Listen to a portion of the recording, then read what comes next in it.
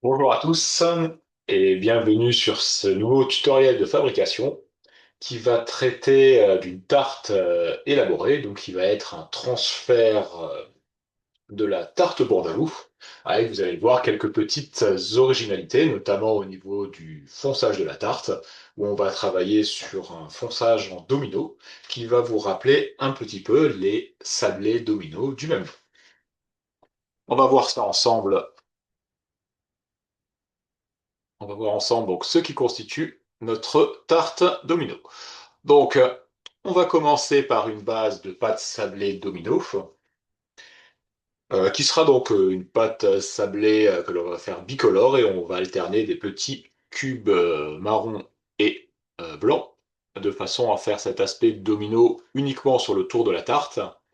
Et le fond, ça sera un sablé simple. On garnira cette tarte à la façon d'une tarte bourdaloue, donc avec une crème d'amande. On remplacera les poires traditionnelles au sirop par des poires caramélisées, que l'on fera en petits dés. On décorera le tout avec un crumble noisette, et de façon à apporter de la fraîcheur et de la couleur, on s'aménagera un petit espace au centre du produit pour y déposer des fruits frais. Voilà pour le montage de notre petite tarte du jour, donc la tarte domino. Comme souvent, lorsqu'on doit travailler sur de la tarte, on va commencer par réaliser la pâte, puisque c'est ce qui va nous demander le plus de temps d'attente. Alors, je vais vous afficher la recette de cette pâte sablée et je vais vous en expliquer donc les caractéristiques.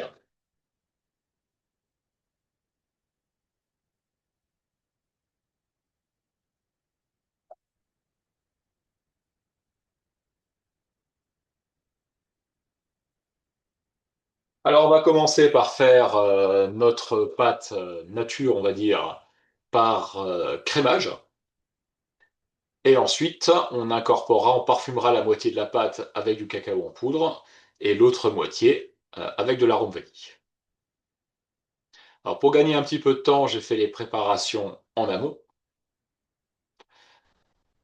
Donc j'ai préparé dans la cuve le beurre et le sucre glace, à côté les jaunes d'œufs et pour finir la farine.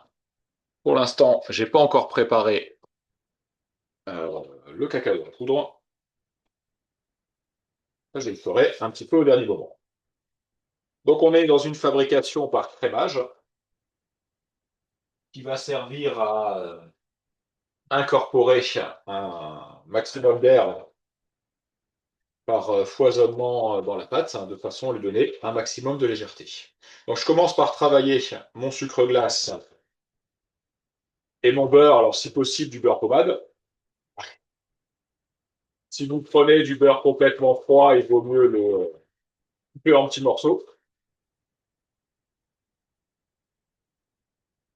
Donc je commence, donc, comme on a dit tout à l'heure, par crémer le beurre et le sucre, c'est-à-dire que je vais les travailler jusqu'à ce qu'ils prennent une consistance de crème, enfin surtout une consistance homogène. En gros, je vais attendre que la totalité de mon beurre et mon sucre soient mélangés. Pour l'instant, je n'ai pas spécialement besoin de les foisonner, même si ça ne me poserait pas de problème, même si ça ne me posait pas de problème si j'incorpore de l'air dans ma préparation.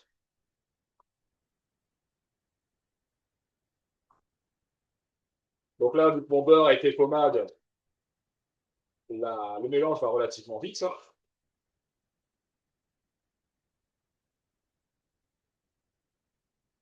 Alors, on pourra remarquer qu'il y a un petit morceau de sucre glace qui reste accroché au fond de la cuve.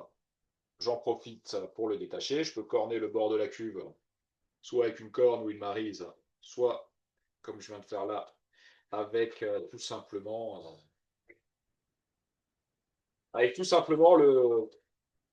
la feuille. Ensuite, je vais commencer à incorporer mes œufs ou mes jaunes d'œufs. Donc là, pour le coup, je vais les mettre progressivement, de façon à ce que le froid de mes œufs ne fasse pas trancher ma préparation.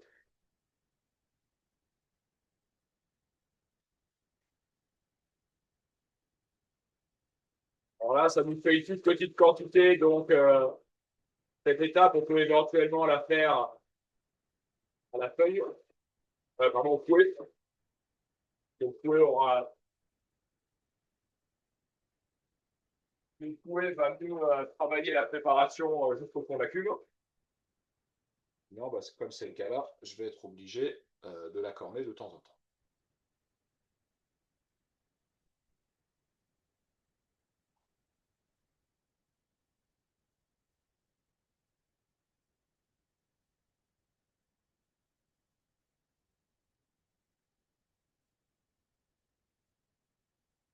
Donc, je vais attendre que mes œufs, que ma petite portion d'œuf soit mélangée avec mon crémage. Ensuite, je vais poursuivre l'empoisonnement. Donc, je vais continuer à travailler ma préparation en grande vitesse. Je vais y ajouter ce qui me reste d'œufs en deux fois.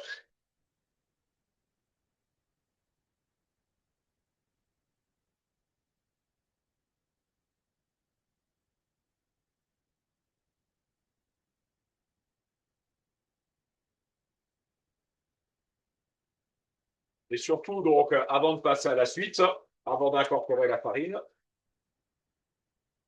encore une fois, je vais bien corner et surtout bien m'assurer que ma préparation soit homogène. Je vais aussi pouvoir la travailler en plus grande vitesse. Je vais la travailler donc à la vitesse maximum de façon à incorporer le maximum d'air, ce qui va permettre de donner le plus de friabilité possible à ma pâte. Puisque là, ce sera quand même des gros morceaux qu'on aura. On aura une pâte étalée à 5 mm d'épaisseur sur les côtés. Pour pas que ça soit désagréable, il faut que ça soit bien friable. Allez, donc là, je corne une dernière fois par acquis de conscience et je vais y ajouter la farine, donc d'un seul bloc. Là, l'idée étant de mélanger ma préparation, ou plutôt de phraser la préparation le moins longtemps possible. C'est juste pour obtenir une pâte homogène.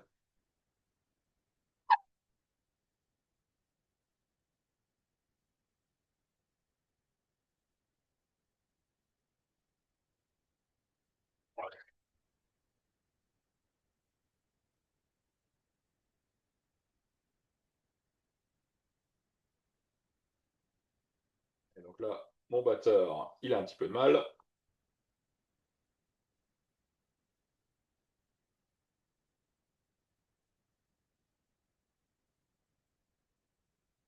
Donc là, je rappelle, hein, l'idée, c'est de travailler en petite vitesse. C'est uniquement pour ne pas former, pour ne pas hydrater le gluten de la farine, qui rendrait la pâte élastique. Et donc, accélérerait ou augmenterait la déformation à la cuisson. Et ça pourrait aussi la rendre plus extensible et donc moins friable après cuisson.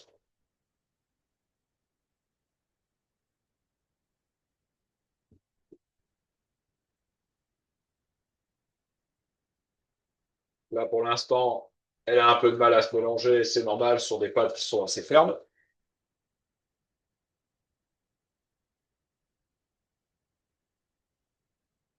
Donc là, encore une fois, je vais la recorner une fois de plus parce qu'on voit bien qu'il y a beaucoup de beurre crémé qui sont restés accrochés à la feuille, qui ont du mal à se mélanger.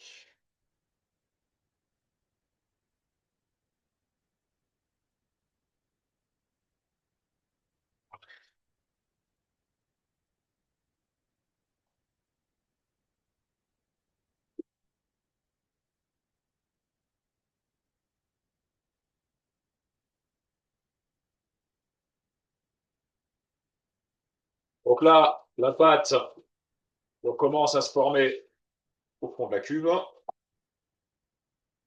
Je veux dire que ça va vraiment pas tarder.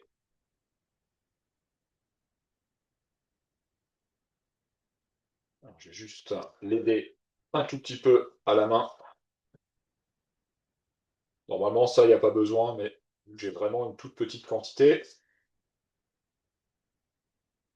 J'ai vraiment une toute petite quantité. Ça a vraiment du mal. Un petit corps, mais qui va bien.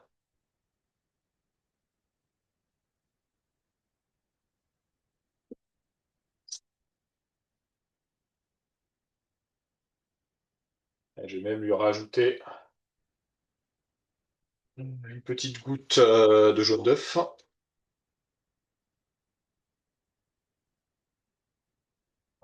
Et ajouter simplement une petite goutte d'eau. Alors là, ça peut venir tout simplement du fait que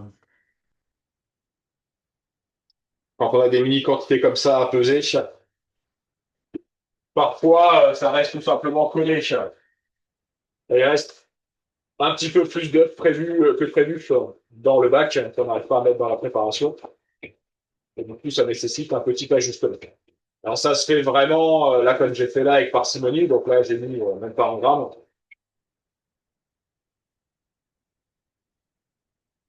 C'est vraiment histoire de terminer le mélange. Voilà, donc ma pâte est pétrie. Je vais pouvoir terminer son phrasage rapidement sur mon plan de travail. Tout simplement en la travaillant avec la paume de la main. J'en profite pour récupérer les petits morceaux qui sont sortis de mon batteur lors du pétrissage. Et tout simplement avec la paume de la main, je vais écraser 2 ou 3 fois la pâte pour être sûr que mon mélange soit optimal. Ensuite, je vais la séparer en deux et je vais commencer à la parfumer. Allez. Donc, je vais commencer par la partie à la vanille.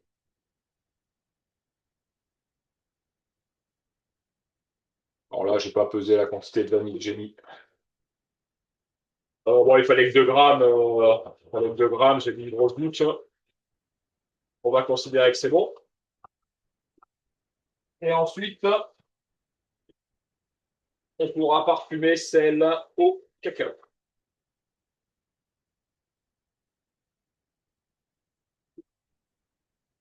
Donc là, j'avais 2 masses de pâte, une 225, une 230. Je me suis quand même gardé la plus grosse pour faire le cacao.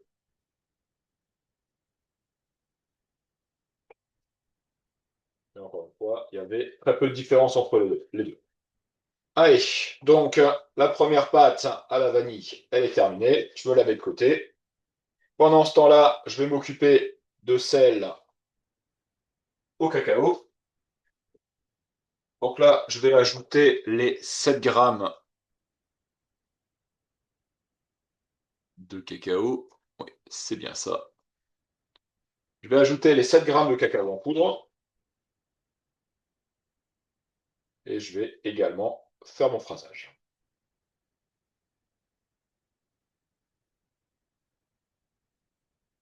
7 grammes, j'en ai mis 8. Ça va aller.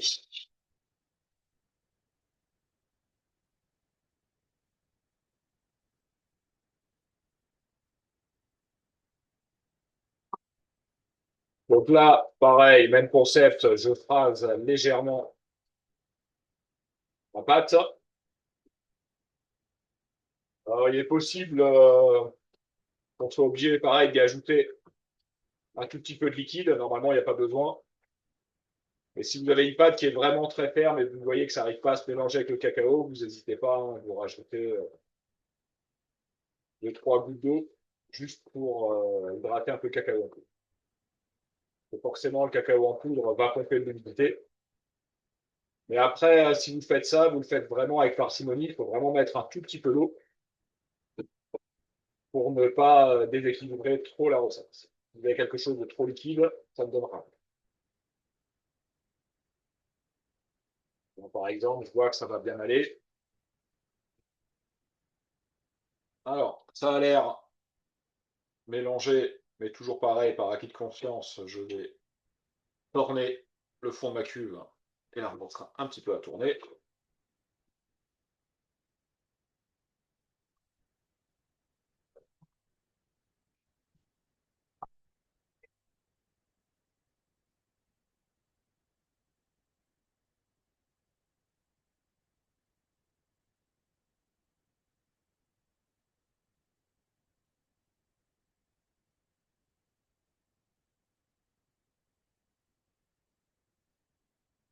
Et ensuite, une fois que ma pâte est phrasée, je vais pouvoir commencer son étalage. Donc je vais juste me débarrasser du matériel dont je n'ai pas besoin. Et ensuite, on va voir ça ensemble. Alors,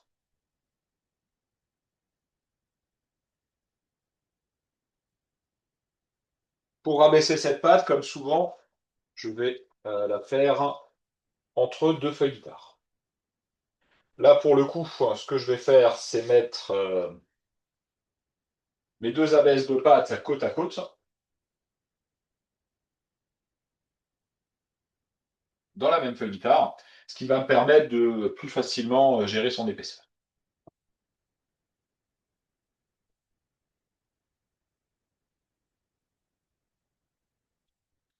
Alors, si j'ai sorti mon cercle, bah, c'est tout simple. C'est parce que je vais vouloir que mes deux pattes, une fois superposées, elles fassent la même hauteur que mon cercle.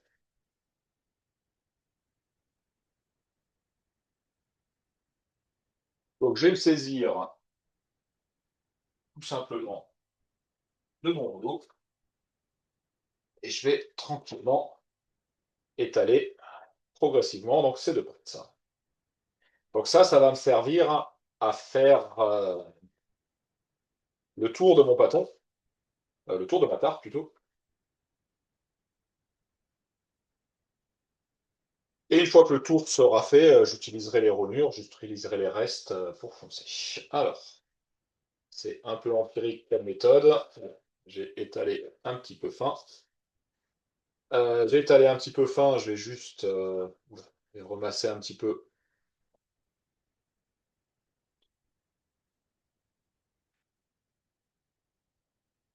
avant de les réétaler.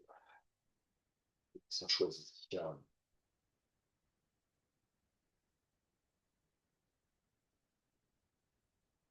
Alors ça, encore une fois, par rapport aux entreprises, ça se fait un petit peu plus facilement en entreprise. Ça se fait un peu plus facilement en entreprise, tout simplement parce qu'au laminoir, vous programmez directement l'épaisseur que vous voulez et vous n'avez pas spécialement à réfléchir ni à ajuster. Allez, voilà. Qu'est-ce qu'on a donc ce coup-ci? Et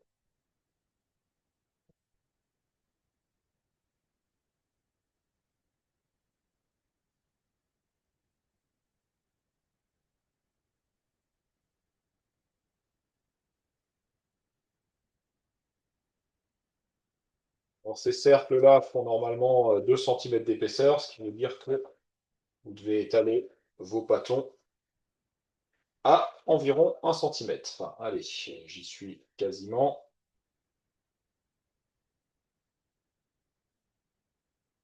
Allez, ce coup-ci, on va dire que c'est la bonne. Je pourrais les superposer tout de suite, mais je vais pas le faire. Je les superposerai au dernier moment. De cette façon, elles vont prendre un peu plus le froid. Du coup, elles vont prendre le froid un petit peu plus vite. Donc, je les mets sur une planche froide. Je redépose une planche froide sur le dessus. Et c'est parti pour un refroidissement. Donc là, le refroidissement, il sert uniquement,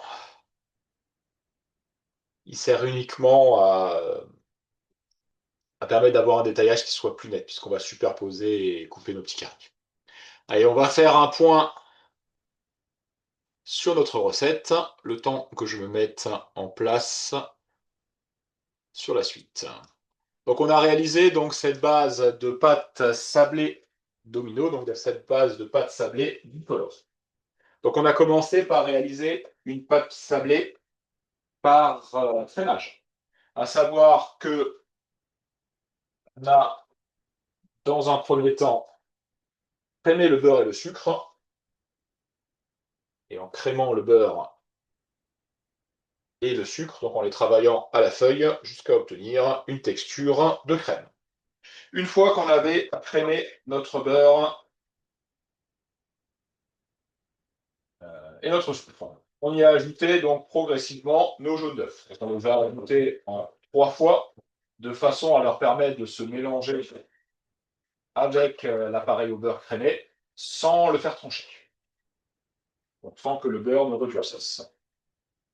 Ensuite, on a eu tout simplement qu'à ajouter la totalité de la farine d'un seul bloc et à phraser la préparation en petites vitesses jusqu'à l'obtention donc d'une texture homogène.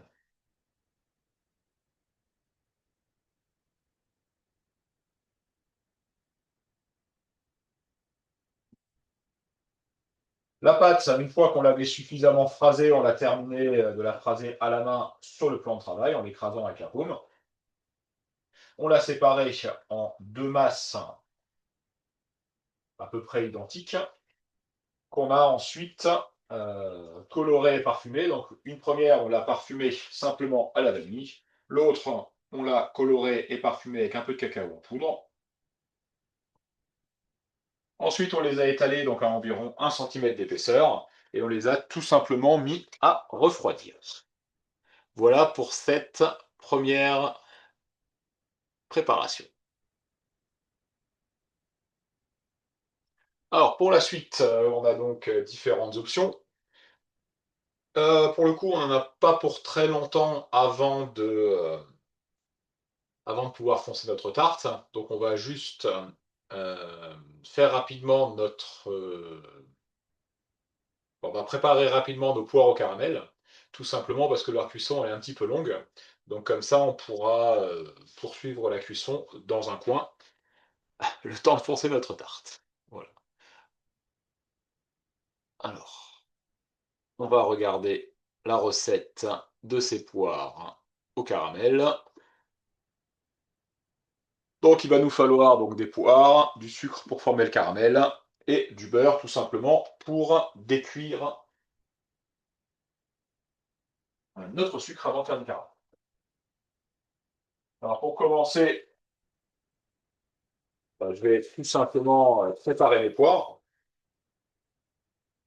Pour le coup, je vais les peler et les couper en petits dés.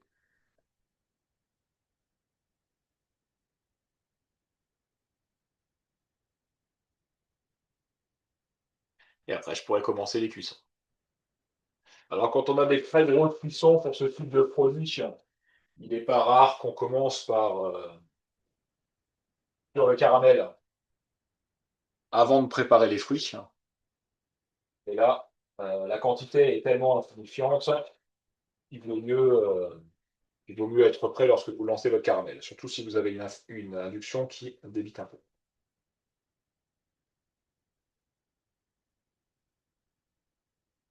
Alors, éventuellement, on pourra se garder une tranche de poire qu'on va juste très légèrement caraméliser pour le décor, ce qui nous servira à rappeler quand même que cette tarte, elle est à la base aux poires.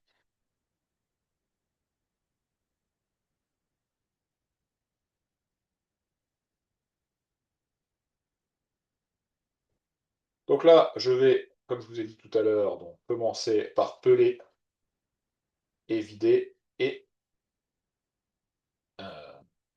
mes poires en dés. Alors, il ne faut pas prendre des poires trop mûres, prendre des poires un peu fermes, parce que sinon, lorsque vous allez les passer dans le caramel, comme quand on a fait les poires au sirop, elles ne se tiennent pas en fait.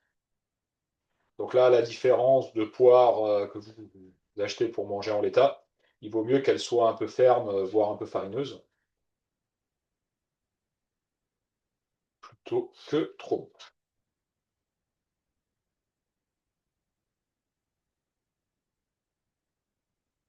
Et bien sûr, bon, bah, je n'ai pas précisé, mais vous pouvez remplacer ces poires par n'importe quel autre fruit à chair ferme, pour apporter des variantes sur votre produit. Alors bien sûr, ne le faites pas avec des bananes, ou ne le faites pas avec des fruits rouges. Sinon, vous allez vous retrouver avec une purée. Vous pouvez très bien le faire à la pomme, à l'ananas. Ça ne posera aucun souci. Alors, je vais essayer de évider. Je crois que mon évidoir est un petit peu petit. Il va être trop petit, c'est pas grave.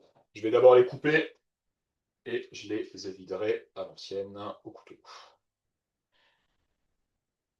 Donc, je vais les couper en quartiers.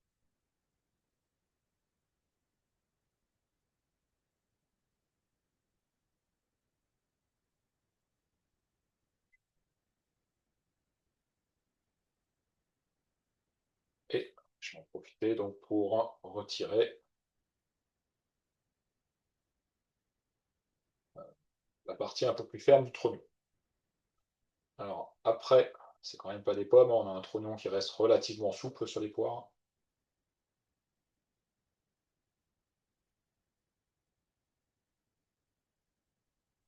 Donc, il y a moins de parties à retirer.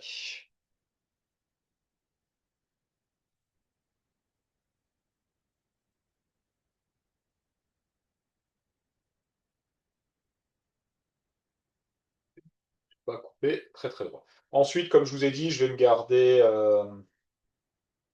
le quartier de poire. Il sera le plus joli, qui aura le plus une forme de poire, comme dit tout à l'heure, pour ma déco.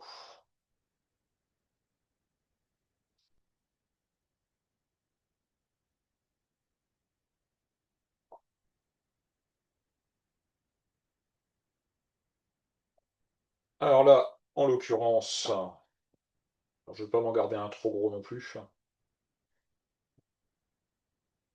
Je vais garder celui-là qui préserve quand même bien l'esprit de la poire, qui préserve bien donc la forme de la poire. Ensuite, donc le reste, je vais le couper en petits dés, donc d'environ 1 centimètre. Alors pas trop petit non plus, parce que sinon, encore une fois, lors de la cuisson, ça va vous faire de la purée.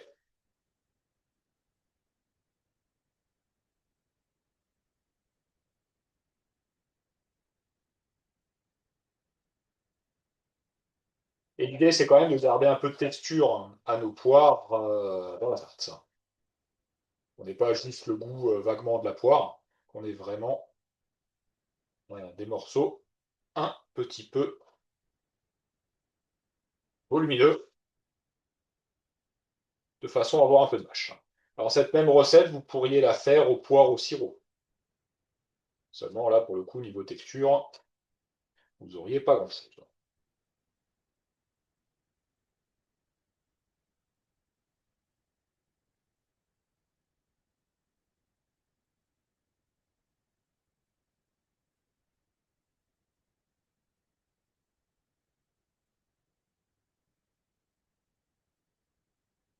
Donc comme ça, on pourrait se dire qu'il y a beaucoup, mais vous allez voir, ça perd du volume en plus. Malgré qu'on va juste les tremper dans le caramel.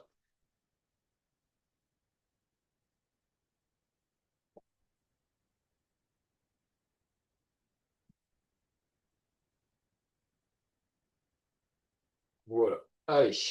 Et maintenant, donc on va se cuire un caramel. Et pour le coup, histoire de gagner un petit peu de temps, on va se faire un caramel à sec. On va se faire quand même un caramel relativement sec,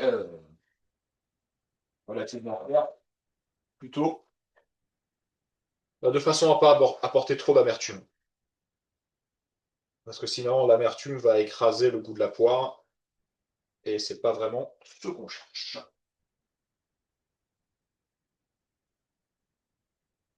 Alors,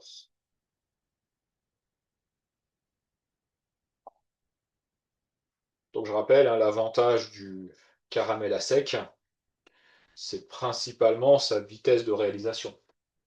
Hormis ça, il n'y a pas vraiment d'intérêt à cuire votre sucre à sec.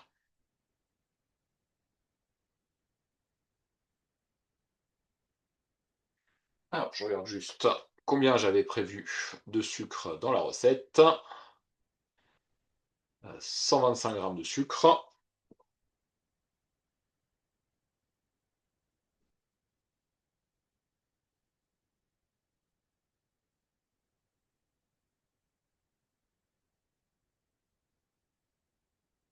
Donc, comme je disais, ce sucre, je vais le cuire au caramel clair.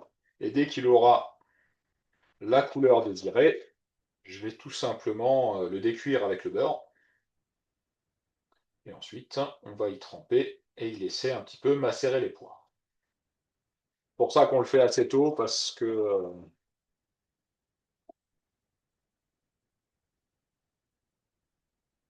j'aimerais bien ne pas être obligé d'attendre mon caramel. Alors, je vais me peser tout de suite aussi mon beurre. Donc là, pour le coup, c'est 40 g de beurre. Quand vous faites des mini quantités comme ça, je vous conseille ouais, de bien décomposer les étapes. Parce que le caramel à sec, ça peut être un petit peu traître. Parfois, ça va très vite. Donc, il faut être prêt.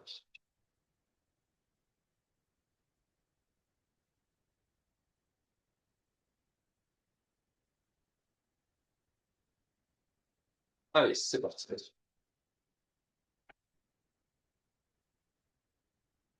Je vous prépare bien évidemment une petite spatule pour pouvoir travailler mon sucre en constant.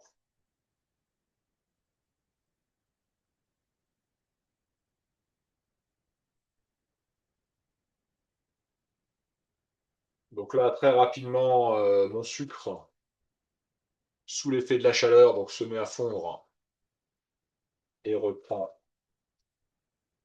sa texture liquide.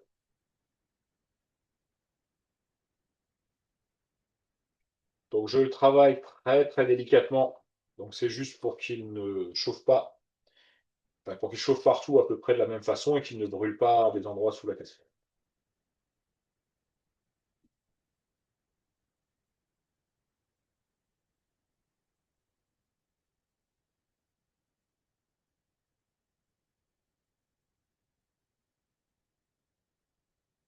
Alors là, techniquement, tant qu'il n'est pas fondu, bon, vous pouvez le travailler, il n'y a pas de risque qu'il masse.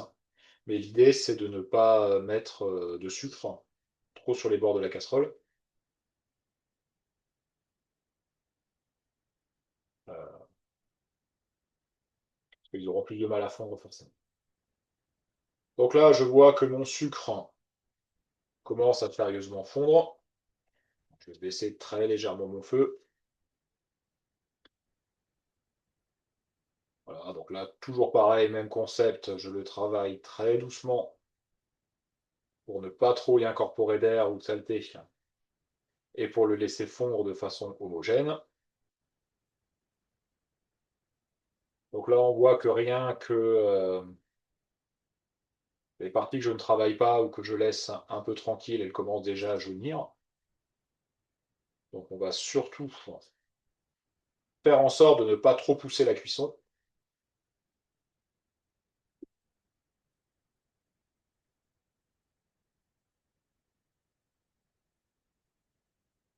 Alors après, dans le pire des cas, pour là ce qu'on veut faire, si vous voyez que votre caramel se met à masser, si vous arrivez, s'il se met à former des trop gros grains et à s'agglomérer autour, ce que vous pouvez faire, c'est ajouter un petit peu d'eau et le refondre. C'est pas une préparation qui est pas une préparation très délicate ce qu'on fait. Bon voilà, mon sucre, bah, il a commencé sérieusement à colorer. Alors, je suis en train de regarder sur la caméra en même temps, il est beaucoup plus clair que ce qu'il en a l'air sur la caméra, il n'est pas assez clair. Je vais juste le laisser quelques secondes hors du feu pour qu'il arrête de prendre la couleur, juste pour arriver à briser les petits grains de sucre qu'il reste là. Voilà. Et allez, je vais le recuire un tout petit peu.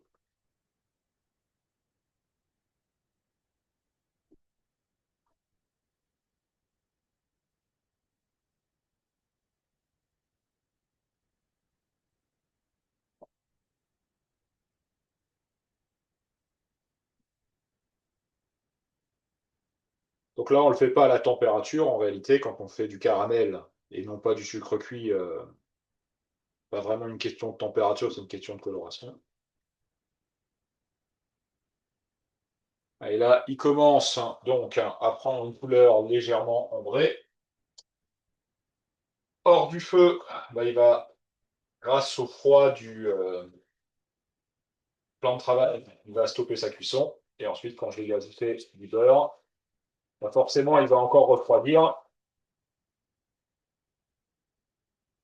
Fais attention à ses doigts quand on reste à côté.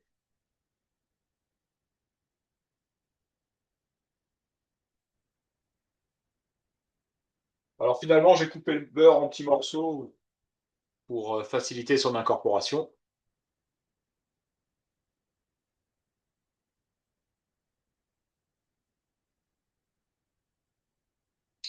Et je vais ensuite donc ajouter les poires. J'avais prévu normalement de passer ma poire entière en premier. Poire que je ne vais pas laisser réellement macérer, celle-là.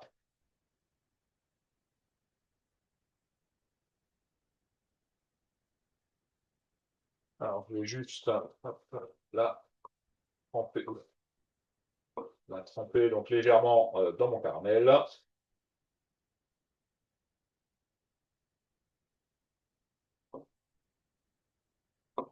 Et je vais l'évacuer sur un petit tapis siliconé.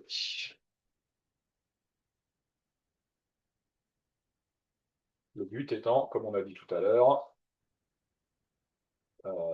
d'avoir une poire disponible tout à l'heure pour la décoration.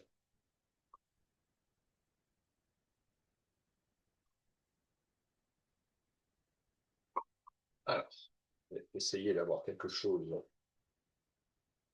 de plus joli possible en termes de caramel. Euh, donc bien évidemment sur la surface. Et ensuite, je vais ajouter donc d'un seul bloc la totalité du reste de mes poires. Oula. Bon, décidément, elles sont lourdes cette fois.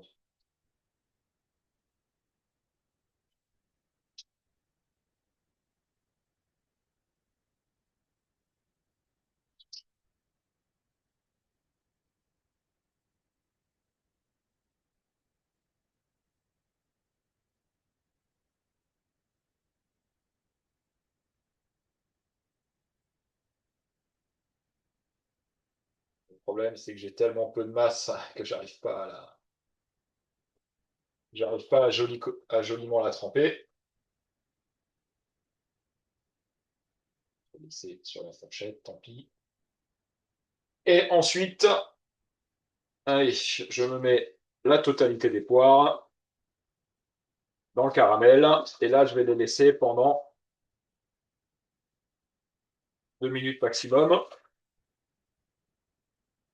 Donc forcément, j'ai mis des poires froides et mouillées dans du caramel. Donc ça a fait rechauffer mon caramel. Alors je me mets à feu moyen, voire moyen bas. Et je vais donc délicatement faire refondre mon caramel en travaillant délicatement mes poires. Donc je ne sais pas si vous voyez à la vidéo, mais alors les poires sont en train un petit peu de se glisser, bah, tout simplement parce qu'elles commencent à cuire en surface. Forcément, je les ai mis dans un sucre cuit. Et pas trop le cuire non plus. Alors, on ne les séchera pas complètement en fait, ça. Ce qu'il faut bien vous dire, c'est que on ne veut pas évaporer toute l'eau des poires. Que si vous évaporez toute l'eau des poires, votre caramel après il va être dur. Et nous, c'est pas vraiment ce qu'on veut. Nous, on veut pouvoir après séparer les poires. Là, on va faire tranquillement notre cuisson pendant 2 minutes comme ça. Donc vous avez vu, comme je vous ai dit, les poires fondent légèrement. Là, tous les coups de couteau de disgration, on va dire que j'avais donné à mes poires ont disparu.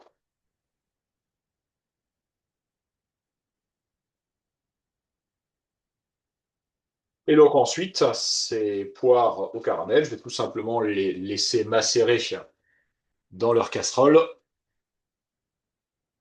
le plus longtemps possible. Normalement, le mieux, ça serait de faire ça la veille.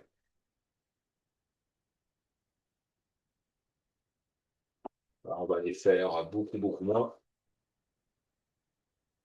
Mais parce qu'on est un petit peu bloqué par les impératifs d'autres durées d'atelier.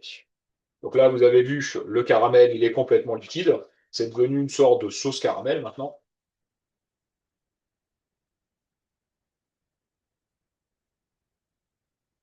Et je vais les cuire un tout petit peu plus longtemps. Normalement, j'avais écrit 2 minutes sur la recette. Mais là, vu qu'ils vont macérer beaucoup moins longtemps, on va les laisser, je vais les laisser quasiment 3-4 minutes sur le feu.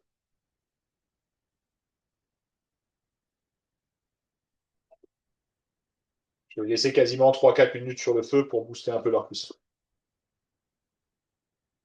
Bien que après, comme je vous l'ai dit, on va les cuire encore au four. Puisqu'ils seront déposés sur la tarte avant la cuisson.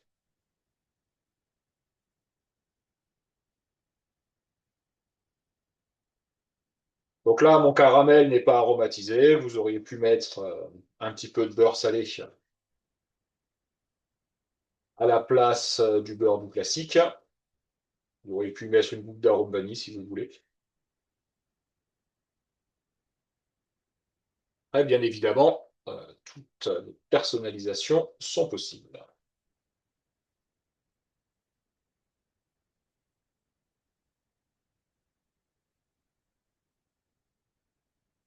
Donc l'idée après, c'est qu'on les laisse directement dans cette casserole-là. On ne va pas les sortir, on ne va pas les changer de casserole.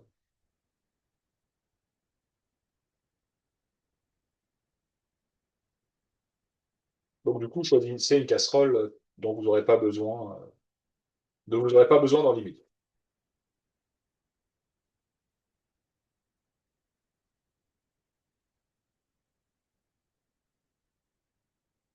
Voilà. Là, je les ai cuits pratiquement 4 minutes sur le feu. Donc voilà, mes poires. Je vais tout simplement euh, les laisser caraméliser tranquillement.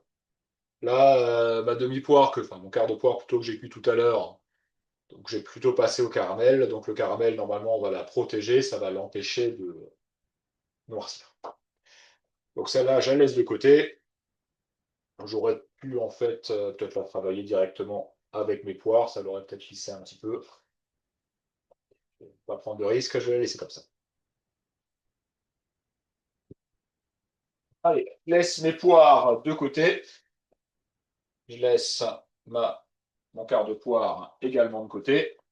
On va faire un bilan très rapide de ces poires au caramel. Et ensuite, on pourra passer au montage de la tarte. Donc pour la réalisation des poires au caramel. On a commencé donc par peler et vider et couper les poires en dés. Donc là, on a fait des dés entre 5 mm et 1 cm. Ensuite, on a cuit notre sucre à sec au caramel. On a fait plutôt un caramel clair de façon à ne pas apporter trop d'amertume dans le produit.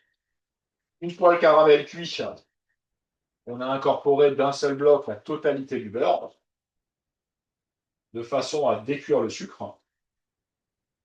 Et ensuite, on y a mis la totalité,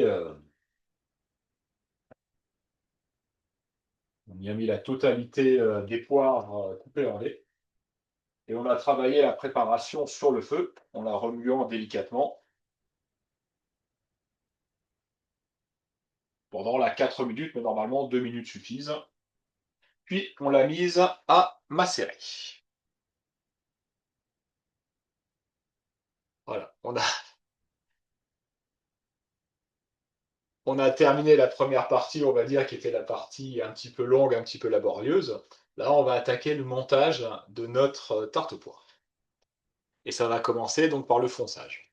Pour l'instant, je n'ai pas encore fait la crème d'amande,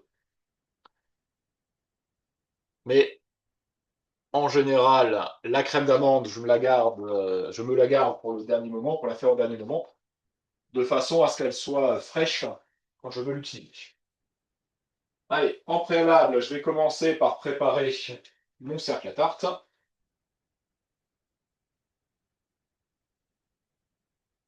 Donc là, j'ai pris un cercle diamètre, alors là j'ai un 22, je crois que j'avais indiqué 20 sur la recette.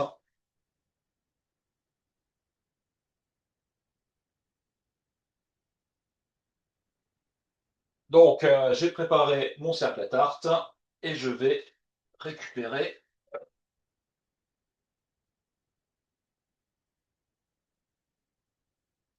mes abaisses de pâtes. Donc ces abaisses de pâtes, je vais commencer par les mouiller ou par les dorer. Voilà, il me reste de la dorure, hein. Donc il n'y a pas de souci. Ça, c'est uniquement pour les coller. Je vais coller donc les abaisses l'une à l'autre, donc je mets le moins de dorure possible.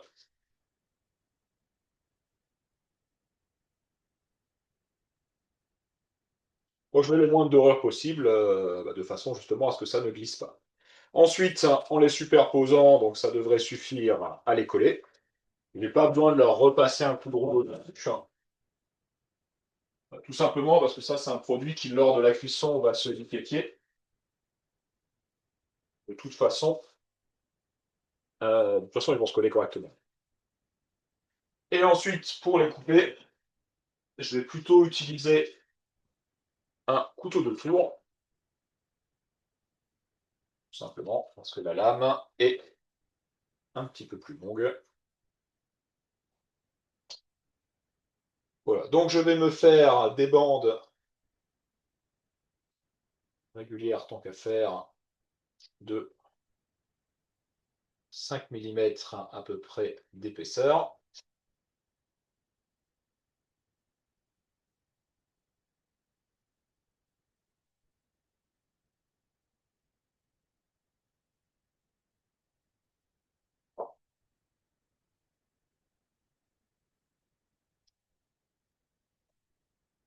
Et en fait, ces bandes, je vais tout simplement les déposer en damier,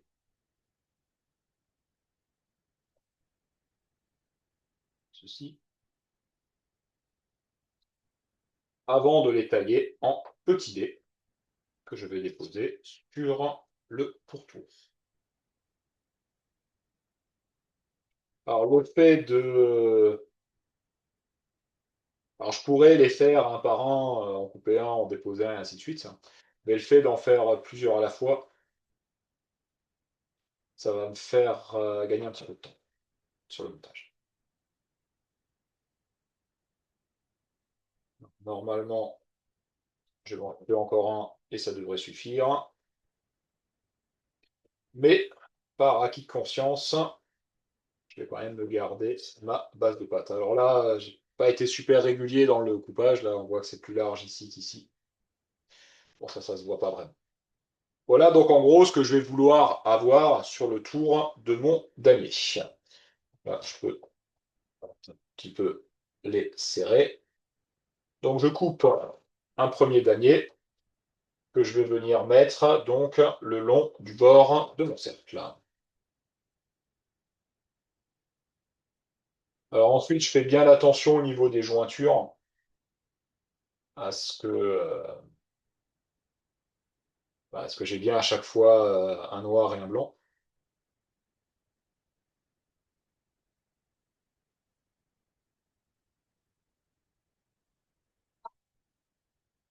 Voilà. Et je fais tout le tour de mon cercle à tarte de cette façon-là.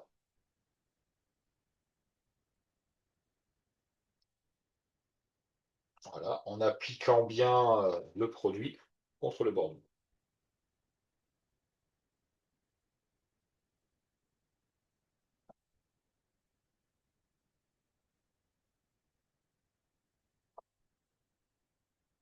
Et ainsi de suite.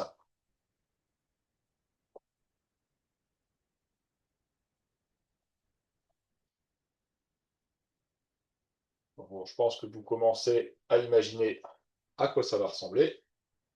Donc là, forcément, j'arrive au bout, ça tombe pas forcément juste. Donc, je vais voir, a priori, il m'en faudra 3, mais c'est 4 quand même. C'est 4. Donc bien évidemment, ouais, la fin, ça tombe pas toujours bien juste, hein, donc il faut toujours un petit peu adapter. Mais là, je vais tasser un petit peu, je vais serrer un petit peu. Et voilà, j'ai donc ma tarte damier. Alors là, pour l'instant, on voit un petit peu à des endroits les jointures entre les blocs que j'ai fait. Mais ces jointures, en fait, elles ne se voient pas après la cuisson. Tout simplement parce que la pâte se liquéfie. Et donc voilà. Alors, là, il me manque un petit millimètre pour arriver au bord de la pâte, pour arriver au bord du cercle. Donc pour pas avoir un manque de garniture, je vais tricher un petit peu. Alors normalement, j'aurais étalé mes restes de pâte en disque que j'aurais mis au centre. Là, je vais faire un disque de pâte un peu plus grand et je vais retourner mon cercle à tarte, je vais le mettre à l'envers, de façon à rattraper, vous voyez, ce petit millimètre là qui est manquant. Juste pour en finir avec ces sablés, on pourrait faire ce qu'on appelle des damiers, des petits fours damiers. Donc pour ça, bah, au lieu de faire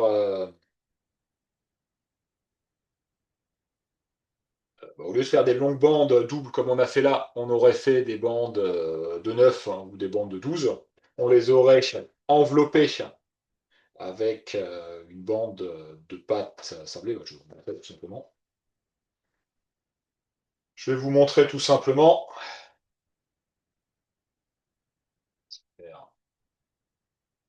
Comme ceci. Donc j'ai mon damier, allez, je vais en faire que 9 hein, parce que si c'est pas des carrés, c'est pas très joli. Ensuite, vous prenez une bande blanche ou une bande de couleur, peu importe, que je vous ai étalée.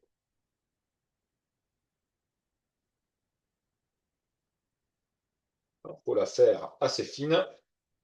Je vais la prendre en noir, ça va être plus. Il faut la faire assez fine parce que cette bande de couleur, comme je vous ai dit, elle va en fait enfourrer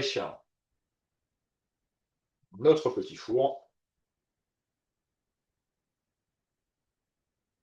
Limite, on va s'en cuire quelques-uns, on les utilisera, enfin si on en a assez, on va s'en cuire quelques-uns, on les utilisera pour la déco.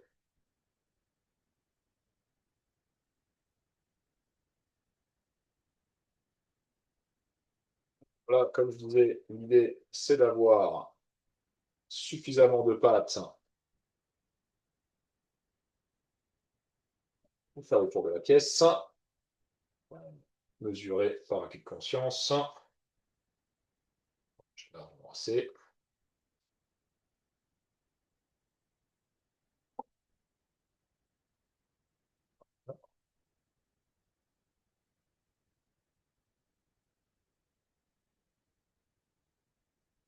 Donc là, je vais tout simplement donc l'enrouler. Alors, j'aurais pu mettre un peu de dorure, ça aurait aidé à le coller. Hop, je vais tout simplement donc l'enrouler,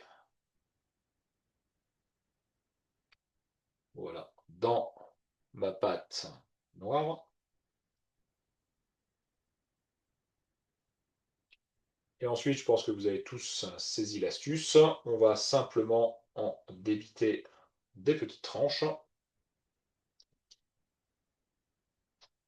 On va tout simplement en débiter donc des petites tranches. Alors normalement, le mieux, ce serait de le passer au froid. Regardez, est-ce qu'on passe suffisamment bien. Alors l'entame, on la garde jamais parce que elle est jamais très nette.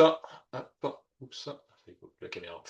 Mais voilà ce que c'est censé donner. Ça, on va se les cuire dans un coin tout à l'heure. Je vais essayer de m'en faire 3. Et ça fera un décor supplémentaire dans la tarte. Et on restera de toute façon dans le thème. Voilà, j'ai donc mes...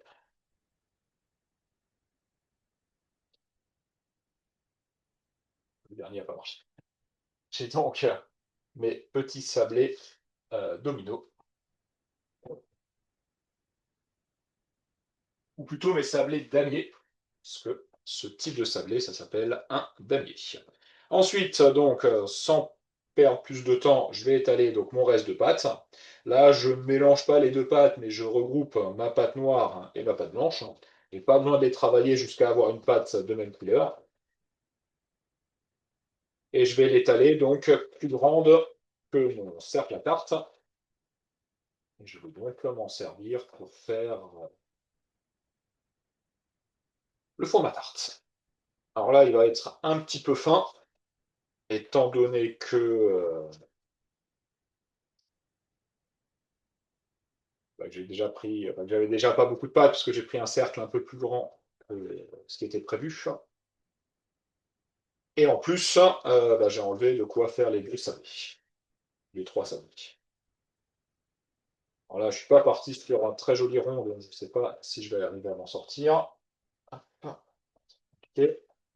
Allez, c'est pas grave, je vais me réétaler. Bon, bah, du coup, ça va plus mélanger ma pâte noire et ma pâte blanche, ce que je ne voulais pas forcément. Je vais travailler avec un petit peu de farine. Euh,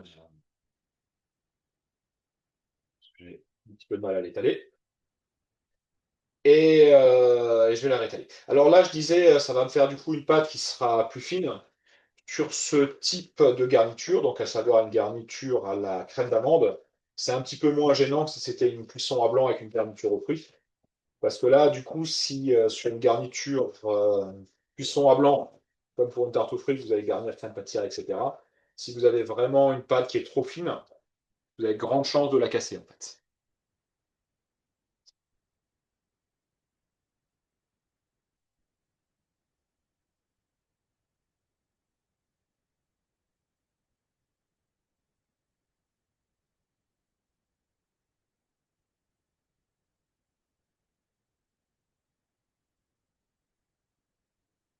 Allez, donc,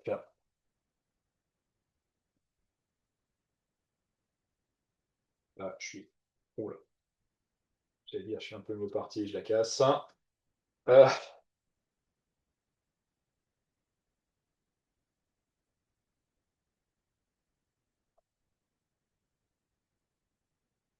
alors ça, c'est toujours un petit peu l'inconvénient quand on doit faire des tartes rapidement, mais c'est exactement le problème que vous aurez le jour de l'examen. Que le jour de l'examen, vous n'avez pas énormément de temps d'épreuve. Pas énormément de temps d'épreuve, et du coup, sur certains points, ça va être un petit peu délicat. Ouais, là, je devrais être pas mal.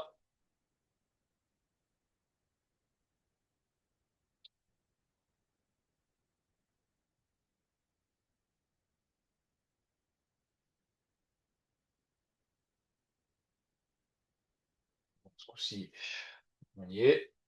Alors, je vais mettre ma pâte directement sur mon cercle. Voilà. Je vais déposer mon cercle à l'envers dessus. Donc, je vérifie que je suis bien au centre. Et ensuite, je vais venir débiter ma tarte de ma pâte à l'intérieur donc de mon cercle. Donc, pour l'instant, je ne le fais pas au cercle, je commence par le faire au couteau.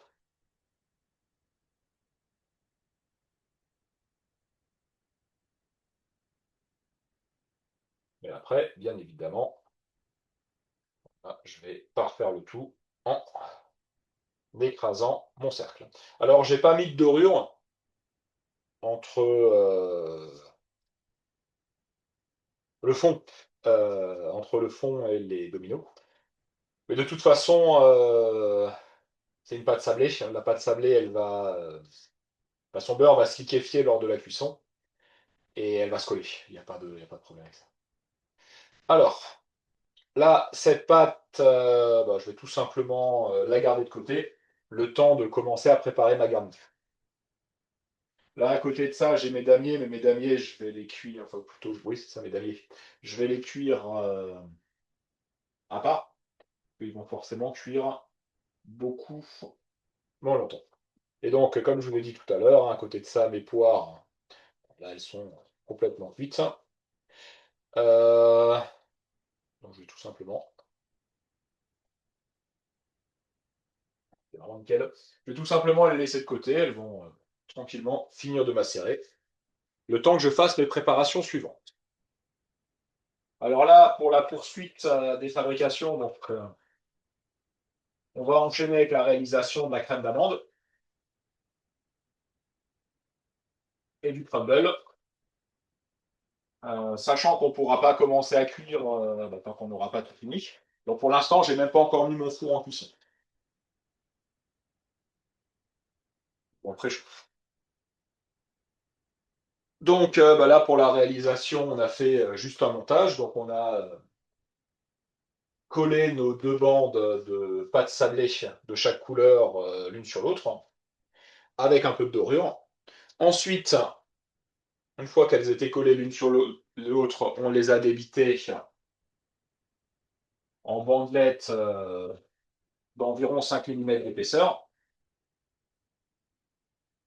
Puis on a débité ces bandelettes. On a accolé ces bandelettes, on les a détaillées en dominos et on les a déposées pour finir le bord du cercle, le long d'un cercle graissé, ou plutôt d'un cercle beurré.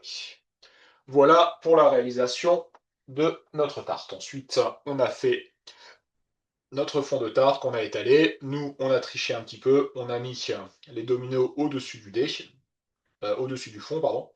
Normalement, ça aurait été mieux de mettre le fond à l'intérieur parce que là, vous allez voir, il y aura un pied, donc il y aura une bande de pâte à tarte classique sous les dominos. Et donc, c'est un petit peu moins joli. Le temps que notre pâte refroidisse et se détende, on va s'occuper de notre crème d'amande. Donc là, c'est une crème d'amande pas tout à fait classique. Vous pourrez remarquer qu'elle est faite avec du sucre glace. Je ne sais pas si on a déjà fait des recettes au sucre glace. Bon, le procédé de fabrication est exactement le même. Le résultat, pour être sérieux avec vous, je trouve que ça change quasiment rien en termes de résultat.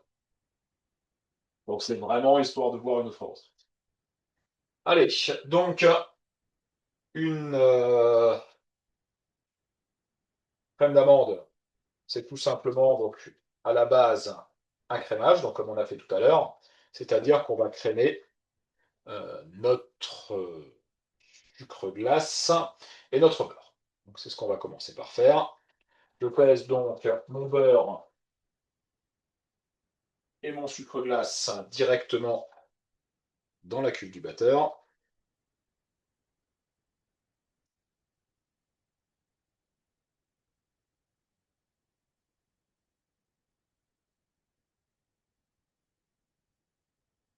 Voilà. Et je vais les crémer ensemble. Alors, soit à la feuille si votre beurre est dur. Là, le mien, il est déjà bien souple. Donc, je vais y aller directement au fouet. Parce que le but à la fin, ça va être d'incorporer quand même de l'air dedans pour lui donner de la légèreté. Bon, je commence quand même à petite vitesse pour pas arrêter le partage. Je disais, je commence quand même en petite vitesse de façon à ne pas mettre trop de sucre glace en suspension partout. Il est déjà très salissant et en plus pas très bon pour vos dents. À côté de ça, je vais me peser ma poudre d'amande. Donc là, j'ai pris une poudre d'amande blanche classique.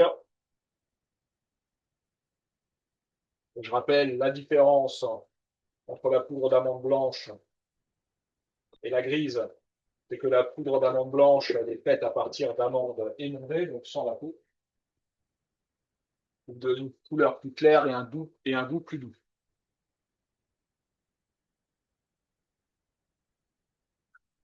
Ensuite, je vais préparer mon œuf également. Donc là, pour le coup, Donc, cassé 3 œufs tout à l'heure. Donc, voilà, je peux tout simplement récupérer à chaque fois que j'en ai besoin la quantité nécessaire un petit peu à la façon de vos produits.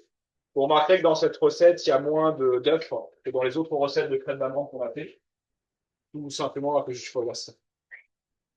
D'habitude, notre crème d'amande, c'est en gros un 4 quarts, hein, un quart de sucre glace, enfin un quart de sucre, pardon, un quart de beurre, un quart d'œuf, un quart de poudre d'amande. Dans celle-là, il y a moins d'œufs que de beurre, de sucre glace et de poudre d'amande, tout simplement à cause du sucre glace, hein, qui ne réagit pas du tout pareil à l'huile.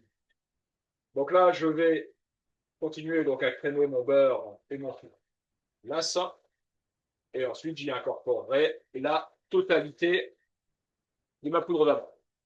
Là, en termes de matière première, il me manque juste un tout petit peu de farine. Farine qui donc, dans une crème d'amande, me sert à limiter sa fluidité lors de la cuisson.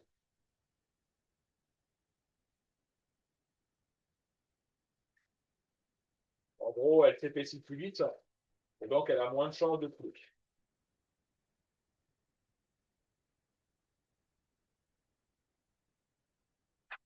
Et la farine, on la mettra toujours à la fin.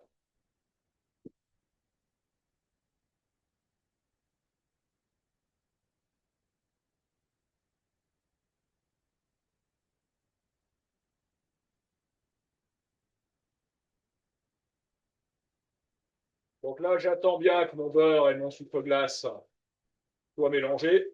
Donc là, ils ont un petit peu de mal parce que malgré tout, le beurre, avec ça fait un moment qu'il est dehors, il est quand même un petit peu froid.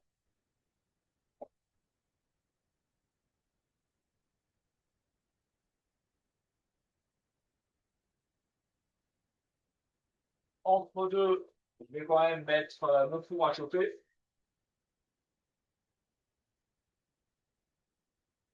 Donc je vais préchauffer mon four, on va dire à 160 ou 170 degrés.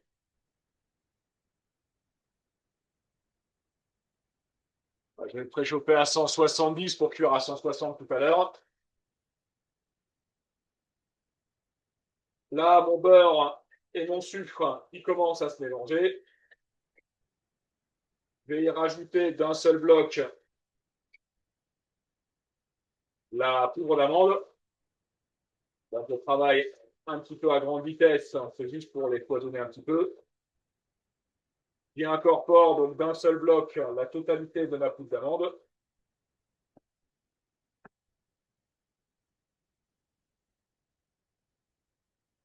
Et quand ma poudre d'amande sera mélangée avec mon appareil crémé au beurre, je vais pouvoir y mettre, pareil, les œufs. Alors, avec cette version, l'avantage, c'est que normalement, vous ne pouvez pas la rater. Il y en a un qui vont vous mettre les œufs avant la poudre d'amande. Mais techniquement, si vous mettez les œufs un peu vite, vous allez faire trancher votre matière. Là, normalement, avec cette version, on pourrait mettre les œufs d'un seul bloc. Moi, en général, je ne le fais pas. Mais en général, je les œufs, je les mets pas en 2 ou 3 fois. Mais juste parce qu'on travaille des toutes petites quantités. Et je trouve souvent que le batteur a du mal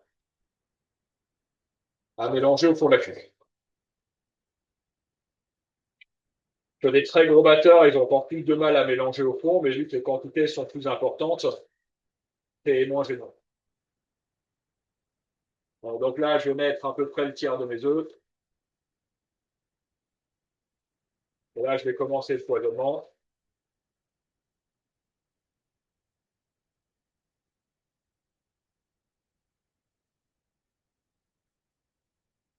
Là, ça se mélange bien, donc je ne vais pas corner tout de suite. Je vais rajouter un deuxième tiers de mes œufs. Et par contre, avant de mettre le dernier tiers, je vais préparer un petit corne, parce qu'on voit quand même sur le bord de la cuve qu'il y a un peu de poudre d'amande qui n'est pas mélangée.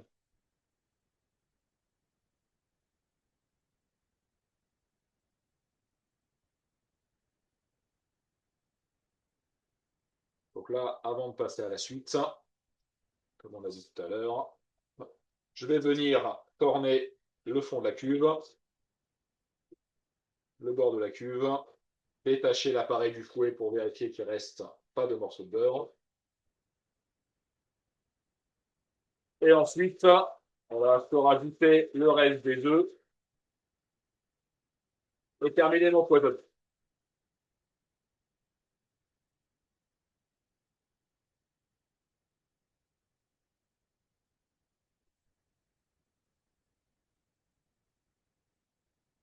Donc là, il me reste que ma farine à ajouter.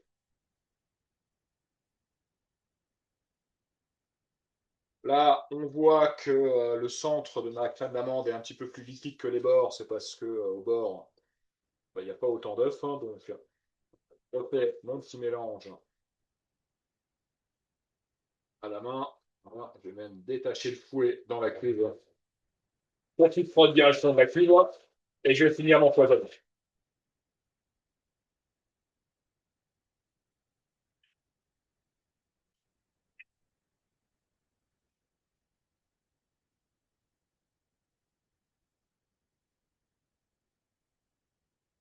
Ensuite, j'incorpore ma farine en petite vitesse. Alors, normalement, il n'y a pas de raison que la farine fasse retomber votre préparation. Mais en général, on vous dit de la mettre en petite vitesse à cause de ça, à cause du risque de perte de volume de votre préparation. Donc là, ce qui m'intéresse, c'est l'amidon de la farine qui va empeser la préparation lors de la cuisson et qui va limiter le risque de fuite lors de la cuisson.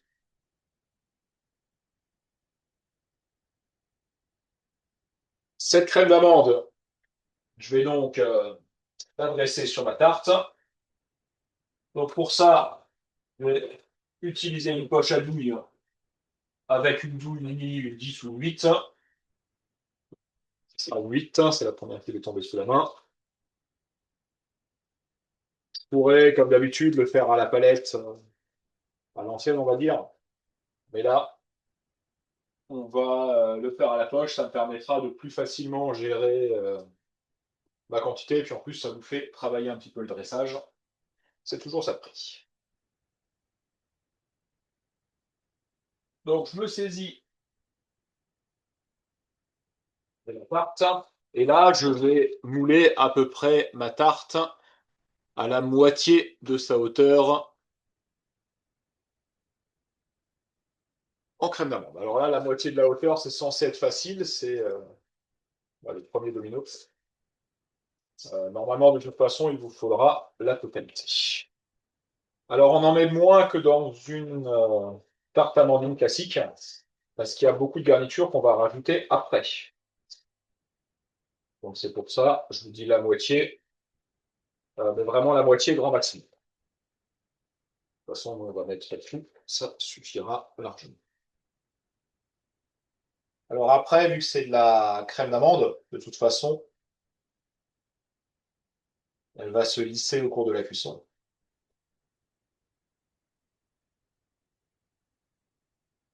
Ce qui veut dire que si vous avez des endroits où vous en avez un peu plus, ça ne se verra pas. Je pense que j'en serai même pas. Je pense que j'en serai même pas à la moitié de la hauteur du mur. On va voir un tout petit peu moins. Bon, du coup, j'ai bien fait de le dresser avec la double de 8. La double de 10. J'aurais eu un petit peu plus d'épaisseur et donc forcément un petit peu moins de volume.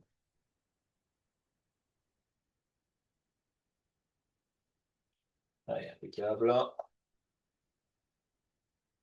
Bon, donc j'ai pas tout à fait jusqu'à la moitié en étant crédible, j'ai plutôt jusqu'au tiers de la hauteur, mais c'est normal, il y a beaucoup de poires à mettre. Et puis il y a le streusel, le crumble au poire. Les noix. On va rajouter après qu'on n'a pas encore fait. Donc là, la crème d'amande, je la moule tout de suite parce qu'elle est fraîche. Et donc elle est facile à dresser. Forcément, si vous la passez au réfrigérateur, elle va durcir et elle sera nettement plus dure à dresser. Ensuite, je pourrais y mettre tout de suite mes poires. Donc, mes poires qui sont là. Seulement, je vais je vais pas les mettre tout de suite parce que je vais les faire égoutter d'abord.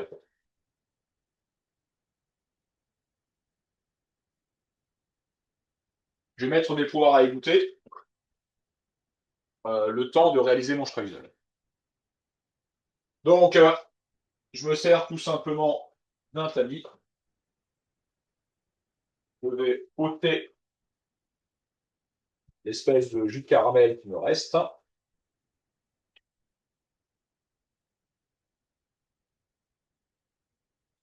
Voilà. Je fais ça un petit peu à l'avance, bah, de façon à retirer le plus de liquide de mes poires, puisque tout ce liquide, sinon, il va se retrouver sur ma tarte. Et bah, ça va pas être très très joli. Allez. Donc ça, je le mets de côté et je vais m'occuper donc de mon strudel. Donc ma tarte, je la laisse de côté. Euh, je vais faire un petit bilan crème d'amande, le temps de me remettre en état. Et après, on pourra envoyer donc le crumble aux noisettes. Donc pour réaliser notre crème d'amande particulière, donc puisqu'elle est au sucre glace, j'ai commencé par crémer mon beurre et mon sucre glace. Donc là, directement au fouet, jusqu'à obtenir donc une consistance homogène. Ensuite, une fois que ma préparation était donc crémée, j'y ai incorporé d'un seul bloc la totalité de la poudre d'amande. Pareil, je l'ai laissé se mélanger en petite vitesse, juste pour pas trop fatiguer le bâton. Après ça, j'y ai ajouté en 3 fois les œufs, et donc en prenant garde à corner de temps en temps, de façon à ne pas trancher la préparation. Une fois que j'ai incorporé la totalité des œufs, j'ai foisonné la préparation à grande vitesse jusqu'à ce que le mélange blanchisse, pas une texture homogène, donc qui se tienne et qui est mousseux. À ce moment-là, il ne me restait plus qu'à dresser ma crème d'amande directement sur mes fonds de tarte.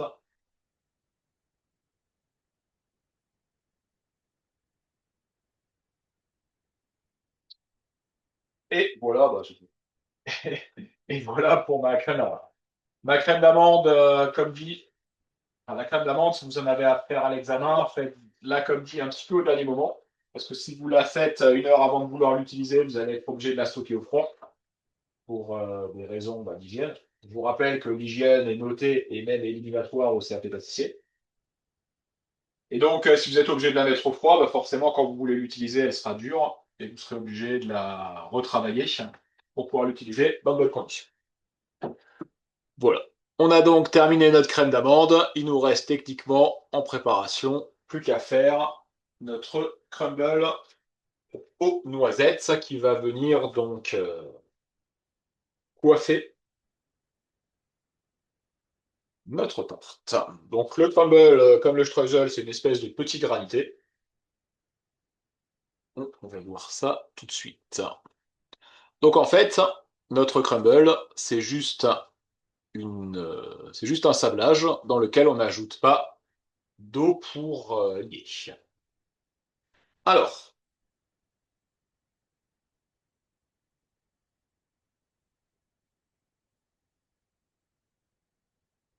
donc on va commencer par travailler le beurre et la farine ensemble.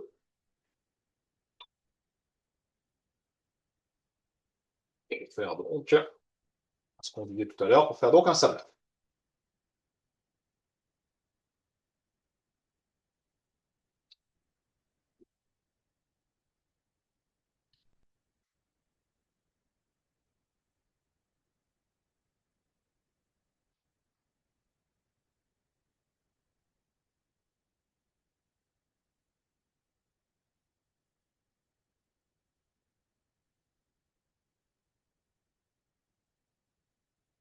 Donc ça, on va le faire à la feuille.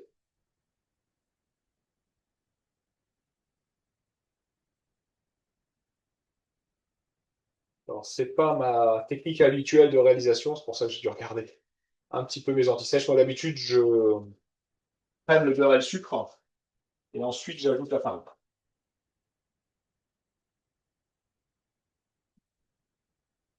Mais là, on va suivre euh, cette technique-là, histoire de changer un peu. Donc, on va commencer par sabler la farine et le beurre. Donc, c'est un temps pour temps. Et ensuite, on y ajoutera d'un seul bloc la poudre de noisette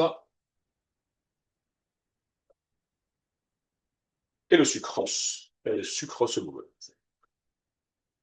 Allez, j'ai donc pesé mon beurre et ma farine. J'équipe mon batteur d'une feuille. Et là, je vais travailler ma préparation. Comme dit, non pas jusqu'à l'obtention d'une pâte, parce que là, ça ne formera pas une pâte. Là, je veux former donc directement un granité. Alors, ça ne sera pas autant un sablage que ce qu'on fait quand on fait une pâte sablée, puisque d'habitude, quand on fait une pâte sablée, il y a 2 fois plus de farine que de beurre. Et là, on a un temps pour temps.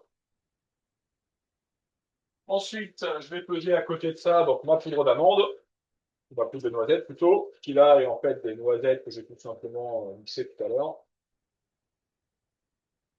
Pour ça qu'elle est un petit peu plus grossière. Maintenant, vous allez voir, qualitativement, c'est beaucoup plus intéressant de faire ça. Alors, c'est plus cher aussi. Mais qualitativement, vous verrez, c'est bien meilleur de prendre vous-même vos noisettes. Parce que dans les poudres de noisettes, ou surtout les poudres d'amande que vous achetez industrielles, bah, il n'y a pas que de la noisette. Il n'y a pas que de l'amande, ça coûte très cher. En général, ils se permettent des petites libertés pour baisser les prix. Allez, donc j'ai pesé ensemble la poudre de noisette et le sucre semoule. Je vais attendre la fin de mon sablage avant de les incorporer. Donc, mon sablage, je dois attendre que mon beurre et mon sucre, plutôt que mon beurre, soient complètement dispersés, non pas dans mon sucre, mais dans ma farine.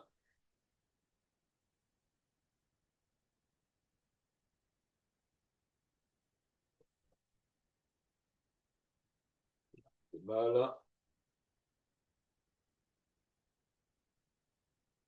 Mon beurre, ça fait midi qu'il est dehors, donc ça fait plus de 3 heures qu'il est dehors, mais il fait tellement froid qu'il ne se pommade pas complètement.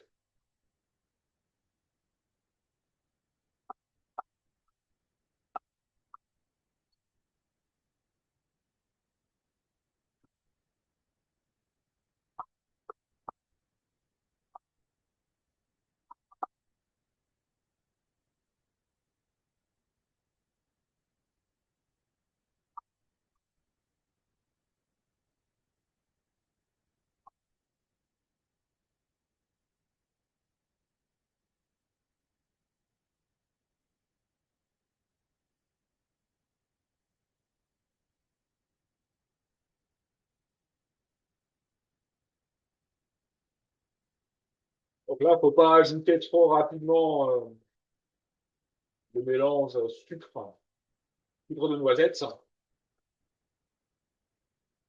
sinon l'agglomération ne se fera pas bien si on n'a pas au préalable bien dispersé le beurre dans la farine. On peut prendre le centre.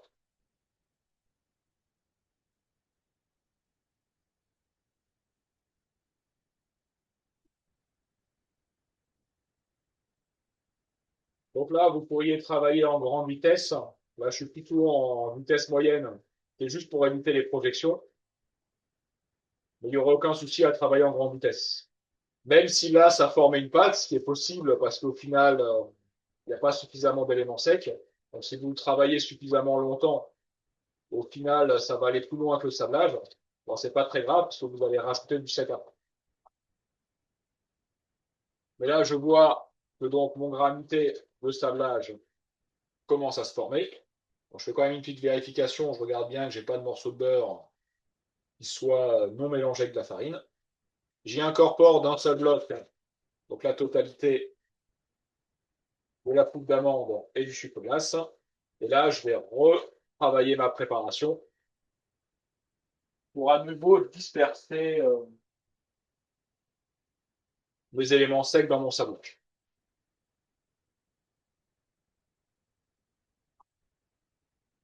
Là, plus vous allez laisser tourner, plus votre granité va être épais. Ce granité il sert quand même à donner de la texture craquante, croustillante à votre produit, donc il faut quand même des assez gros granités. Si c'est que du sable, c'est pas forcément très agréable. Après, là, pareil, si vous laissez tourner trop longtemps, au bout d'un moment, tu as une espèce de pâte. Mais ça non plus, c'est pas très grave, parce que cette pâte, vous pouvez l'émincer en la frottant dans vos mains, en la mettant sur le produit. Là, ça semble avoir un petit peu de mal à se mélanger parce qu'au fond, il y a un morceau de matière grasse mélangé. Voilà. Donc j'en profite pour bien décoller le fond d'archive. Et ensuite, je vais reprendre. Et ensuite, je vais reprendre mon mélange.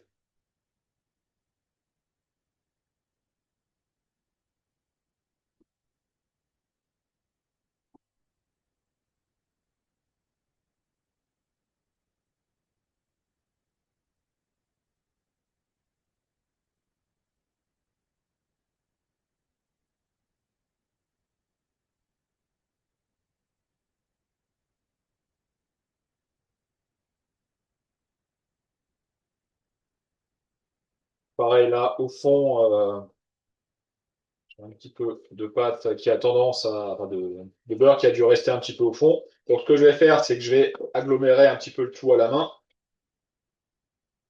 Je vais le remettre à tourner.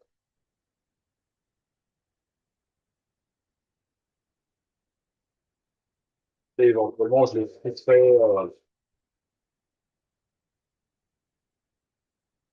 Ce que je ferai, c'est donc je les friterai en le déposant donc tout à l'heure sur la tarte. Alors là, il est un petit peu souple. J'ai travaillé un tout petit peu trop. Donc, je vais le mettre au froid le temps que j'ai besoin de l'utiliser.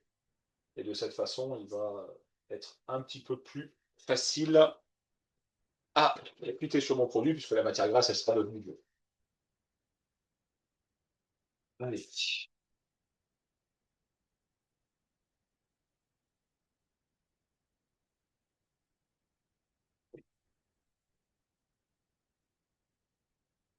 Donc, je vais pouvoir attaquer le montage de ma tarte. Donc, sur ma crème d'amande, je vais tout simplement y déposer mes poires qui maintenant ont suffisamment égouttées.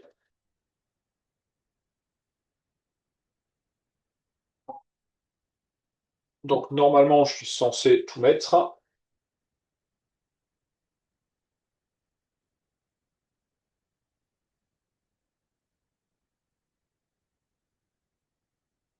Et bien évidemment, ça doit recouvrir quasiment toute la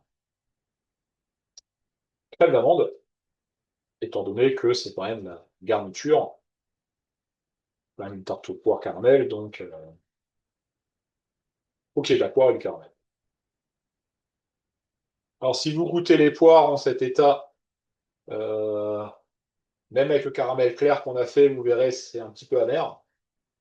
Mais encore une fois, c'est fait exprès, ça s'équilibre. Ça s'équilibrera entre la crème d'amande et, euh, et le streusel de noisette qu'on met dessus. Donc, voilà, ma tarte est complètement recouverte du poire. Alors, lors de la cuisson, alors bon, nous, déjà, on va pas les voir parce qu'on va mettre le streusel dessus. Mais lors de la cuisson, de toute façon, la crème d'amande, elle va prendre du volume et les pois, elles vont couler au travers, ce qui fait que même si on la cuisait comme ça, on n'aurait pas sur le dessus cette mosaïque-là de poire qu'on a là.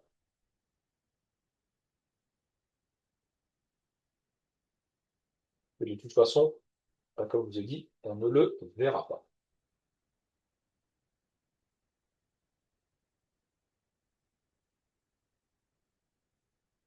Bon, c'était aussi d'où l'idée de ne pas mettre trop de crème d'amande,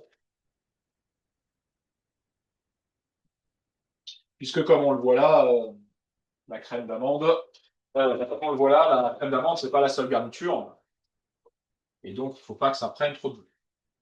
Ensuite, donc on va déposer le streusel, et on ne va pas mettre de streusel au centre du produit. Donc on va mettre un petit bol ou un emporte-pièce au centre.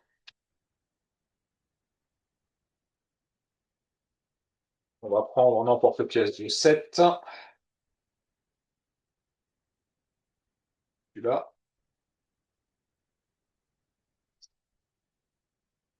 On va y mettre au centre un emporte-pièce de 7.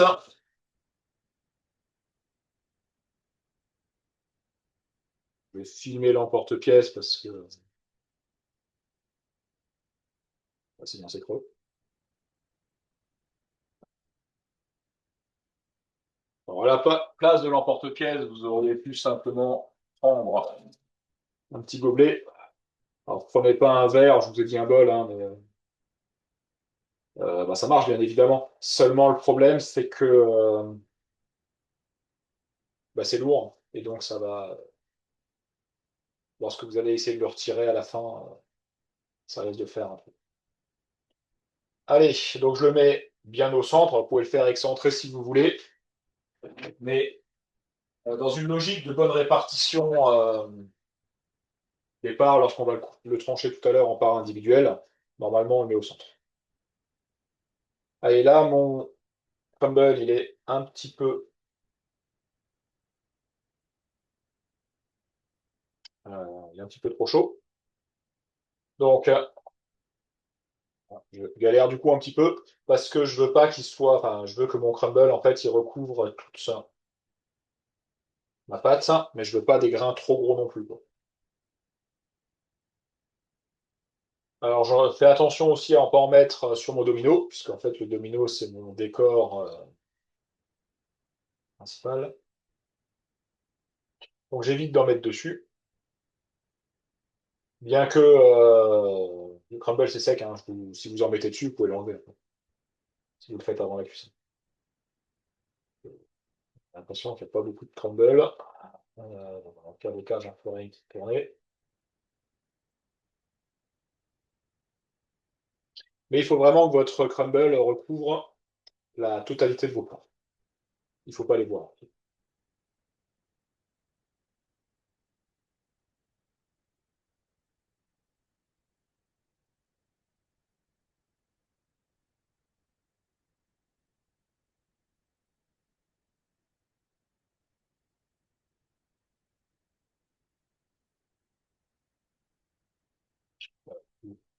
Je vais peut-être me relancer un quart de recette, histoire d'être tranquille.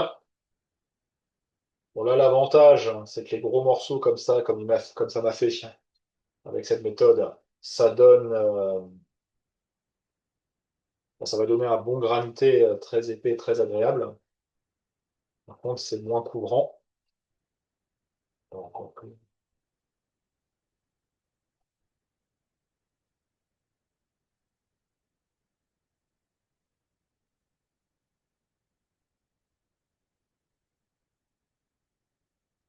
si, ça va être bon. Ça va être bon.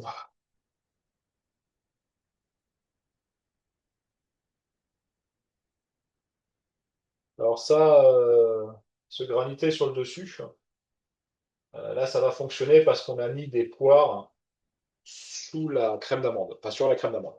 Si vous ne mettez pas de poire et que vous mettez directement le granité, lors de la cuisson, le granité il va couler dans la crème d'amande et vous ne verrez quasiment pas. On rajoutera un tout petit peu dans la recette finale en quantité. On va faire 20% de plus. Ça aurait été parfait. Allez, donc là, mon four à côté, il est chaud. Je l'ai chauffé, donc comme j'ai dit, à 170 degrés. Et je vais pouvoir attaquer donc ma cuisson. Alors, là, le centre, c'est là où je vais poser tout à l'heure mes fruits frais. C'est pour ça que je n'ai pas garni. Voilà donc ma pâte prête à passer en cuisson. Donc je vais l'enfourner à 170 degrés.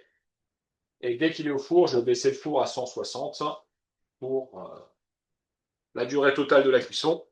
Alors on ne cuit pas à une température trop élevée parce que euh, il faudrait pas colorer le domino. Donc si vous voyez qu'il commence à prendre de la couleur trop rapidement, bah, vous baissez la température. Là, la durée de la cuisson, ça va quand même être au moins une demi-heure, voire normalement plutôt 45 minutes.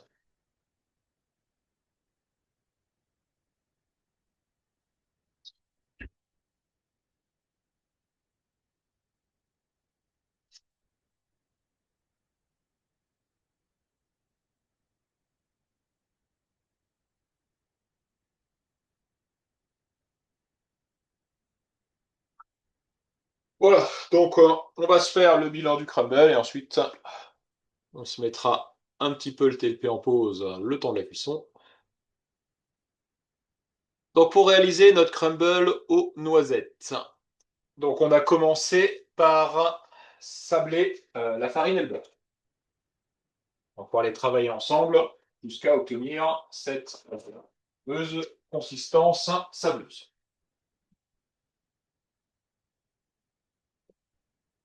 Ensuite,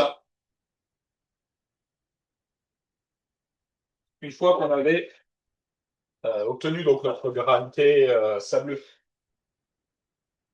on a incorporé d'un seul bloc la totalité du sucre et de la poudre d'amande.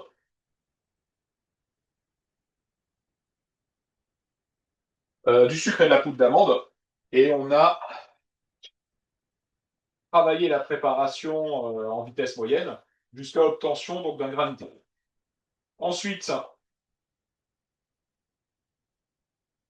à ce granité, on l'a tout simplement réservé au froid de façon à faire durcir un petit peu le beurre parce que le nôtre était un petit peu. Voilà. À côté de ça, pour le montage de la tarte, on a étendu donc la crème d'amande au fond de la tarte. Donc là, ça nous représentait à peine un tiers de la hauteur du cercle. Ensuite, on a égoutté et déposé les poires suite au caramel directement sur la crème d'amande.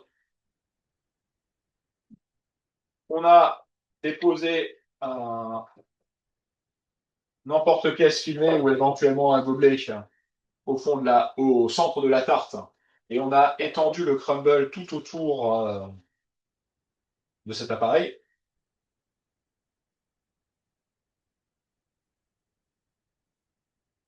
Ou plutôt autour de cet emporte-pièce. Et ensuite, on a enlevé l'emporte-pièce et on a passé notre tarte en cuisson. On l'a enfourné donc à 170 degrés et on a baissé tout de suite le four à 160 degrés. J'avais oublié de mettre, j'avais oublié de mettre les damiers en cuisson. Donc, je les ai mis sur une plaque et je les ai passés en cuisson.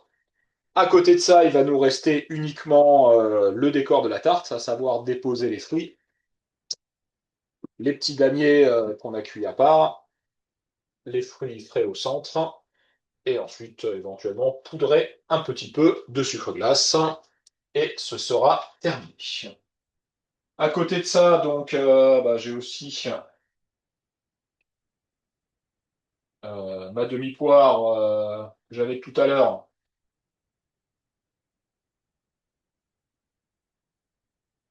Donc ma demi-poire, mon quart de poire plutôt, que j'avais tout à l'heure. Finalement, je l'ai mise dans ce qui me restait de jus de caramel pour que ça soit un petit peu plus nappant. Là, le caramel est froid, donc bah, forcément, elle ne cuit pas dedans. Mais par contre, bon, ça continue à la colorer, ça continue à l'imbiber un petit peu. Ce qui va surtout lui servir de protection, en fait, l'imbibé de sucre comme ça va surtout lui servir de protection contre le noircissement lors du vieillissement. Donc voilà, je la laisse tranquillement là-dedans. Elle ne me gêne pas.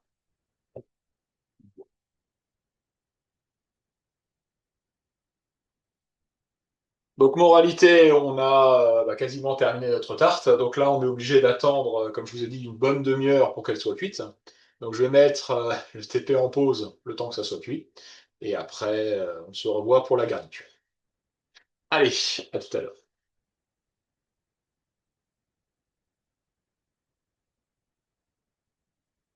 Ouais, et puis en plus, ce que je vous ai pas dit, c'est que les fruits, il va falloir attendre en plus que la tarte soit un peu froide pour pouvoir la garnir.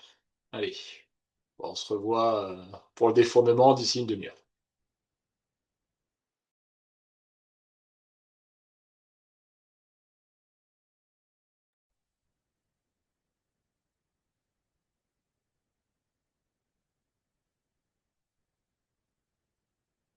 Donc là, on en arrive à 45 minutes de cuisson. J'ai déjà sorti, bon, il y a presque 20 minutes, les petits damiers. Et maintenant, on va pouvoir sortir la tarte complète.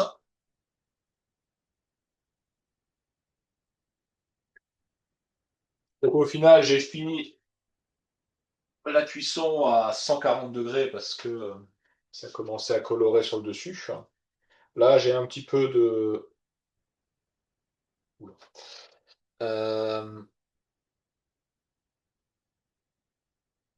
j'ai un petit peu de base de la tarte qui est passé en dessous, donc j'ai coupé carrément au couteau. C'était un peu plus coloré que je l'aurais voulu. C'est un petit peu plus coloré que, ouais, que j'aurais voulu parce que, parce que ça a cuit un peu plus longtemps que je pensais. Donc du coup, là, je l'avais assez rapidement baissé à 160 degrés. Et comme je vous ai dit, j'ai même fini la cuisson. J'ai même fini la cuisson à 140. Ça arrête de prendre de la couleur. Bon, là, on voit encore bien les damiers, mais on pourrait avoir un contraste encore plus tranché. Donc là, tant que c'est encore chaud, j'en profite pour enlever le pied qui s'est formé sur le bord du cercle.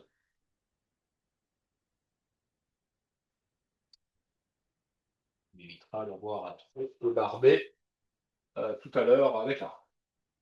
Donc là, encore une fois, je vais juste défourner le produit. Je vais me retrouver une nouvelle fois bloqué, étant donné qu'il va falloir que j'attende quelques minutes pour que cette tarte refroidisse.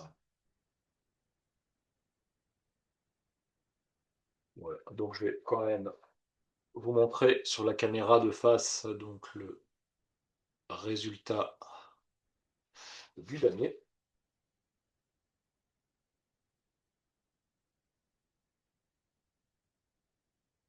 Donc, vous voyez, ça fait un damier donc tout autour de la tarte. C'est plutôt joli.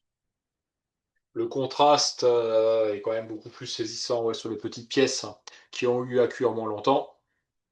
Je pense que j'aurais dû directement l'enfourner à 160. À 150, pardon. Et donc ça pourrait se consommer en l'état, mais nous, on va l'utiliser pour faire un petit décor sur notre tarte. La tarte, je vais la laisser pour l'instant refroidir, mais éventuellement, en la glissant sur une grille, elle n'est pas collée. Euh, voilà, là, c'est tout de suite ça. Pour l'instant, quand elle est chaude, elle est encore, bon, elle est encore en molle, mais là, elle est un petit peu trop. Et du coup, voilà. Donc, du coup, d'ici quelques minutes, je pourrais mettre ma garniture au centre de ma tarte. Je vais tout de suite mettre, du coup, ma poire à égoutter. Donc, ma demi-poire qui me sert, qui sert principalement de rappel de garniture. qu'on aurait pu faire également, c'est réduire encore le reste de caramel qu'on a là, de façon à en faire une sauce caramel. Du coup, il aurait juste fallu la bouillir à feu doux jusqu'à ce qu'elle s'épaississe, rajouter un petit peu de crème, et donc ça nous aurait fait une sauce caramel qu'on aurait pu vendre en petits pots avec la tarte, de façon à pouvoir, parce que le client puisse snapper même les tartes hein, au moment du service. Voilà. Allez, alors on fait de nouveau une petite pause, le temps de laisser la tarte se refroidir. Et ensuite, ben, on pourra reprendre la fin avec le décor.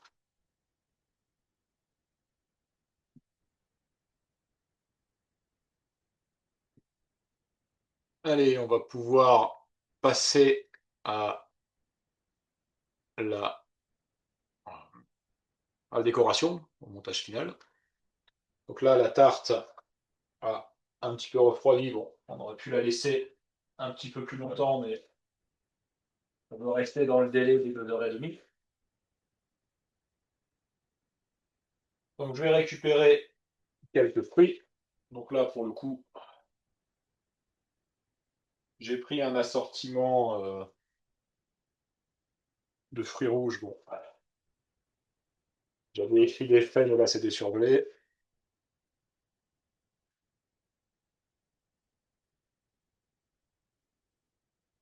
J'avais prévu normalement une centaine de grammes pour la décoration, ça risque de faire beaucoup.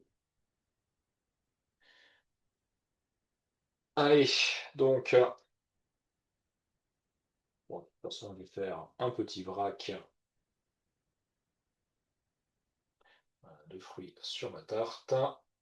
Et je compléterai avec les petits fruits. Donc là, je vais mettre, donc comme on a dit tout à l'heure, mon décor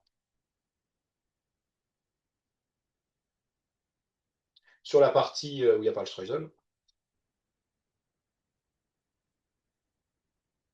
Donc là, vu que la tarte est un peu tiède et que mes fruits sont congelés, donc forcément, ils vont dégeler un petit peu grâce au contact avec la tarte, ce qui va leur permettre bah, du coup de bien coller au fond du produit. Alors, je vais essayer de garder, je ne vais pas tout à fait mettre les 100 grammes parce que ça fera trop, mais je vais surtout essayer de garder effectivement les fruits un peu clairs rouges pour mettre un petit peu de contraste sur le dessus. Et après, alors, je vois comment je vais déposer ma tranche de poire. Je vais pas chercher très loin, je vais la mettre simplement comme ça. Alors je la mets pas droite, je la mets pas verticale, tout simplement parce qu'elle tiendra pas puisque c'est une poire cuite. Une poire fraîche qui ne serait pas passée du tout au chaud, elle aurait peut-être tenu un peu, mais celle-là, il y aurait de grandes chances que, il y aurait de grandes chances, ah, encore que. Euh, je vais essayer de voir ce que ça peut donner. Ah, ça peut tenir un peu. Voilà, on va faire ça comme ça. On va faire ça comme ça va donner un tout petit peu de volume. Après, on aurait pu rajouter du volume tout simplement avec un petit décor en caramel. Mais sur une tarte, c'est assez rare qu'on en fasse, puisque le caramel se garde très mal en termes de durée. Et dès qu'on va passer la tarte un peu au froid ou qu'on va la laisser un peu en boutique, il va disparaître.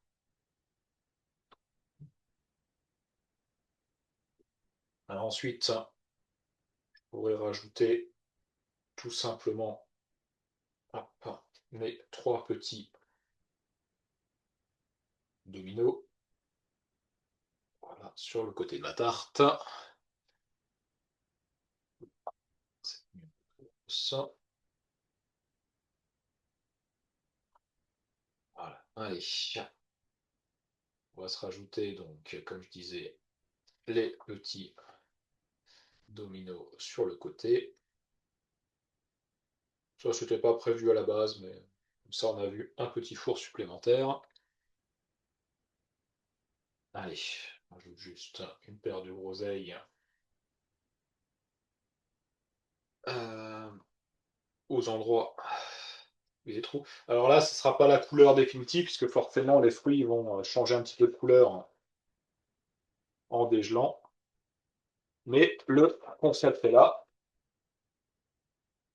De toute façon, la version dégelée, vous la verrez sur les photos de présentation. Et bien évidemment, quand vous l'aurez fait vous-même. Voilà, sur ce, notre réalisation finie avec 1 minute d'avance. Et donc voilà notre tarte